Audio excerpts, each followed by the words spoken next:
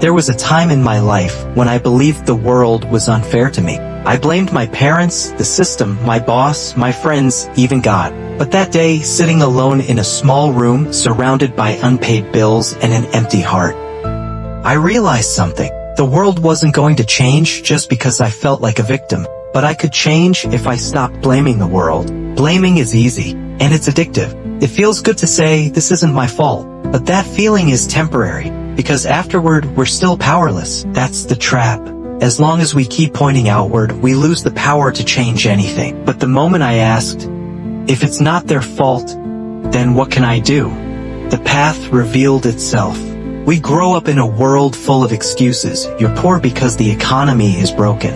I once met a young man named Daika. He was 19 when I met him. His father was in prison, and his mother had left. He could have blamed the world, but instead, he said something I'll never forget. If I don't move, who's going to save me?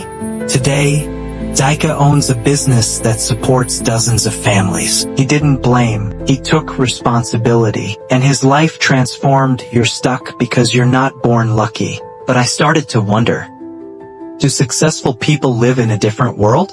Or do they simply choose to see it differently?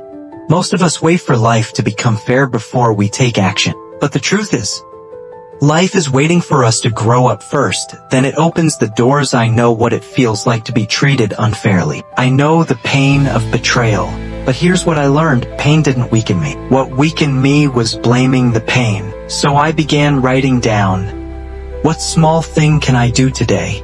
Each time I felt the urge to blame, I replaced it with a question, what can I learn from this? And life began to respond. Not with miracles, but with clarity. Life is not about searching for an easier world. It's about becoming a stronger person. Stopping the blame doesn't mean we ignore reality. It means we choose not to be ruled by it.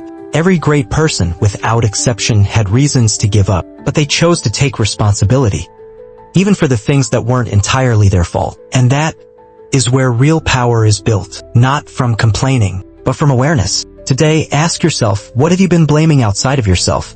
And what is one small step you can take today to reclaim your life? Because when you stop blaming the world, you finally gain the power to create the world you want. Your life doesn't change because the world changes. Your life changes because you do.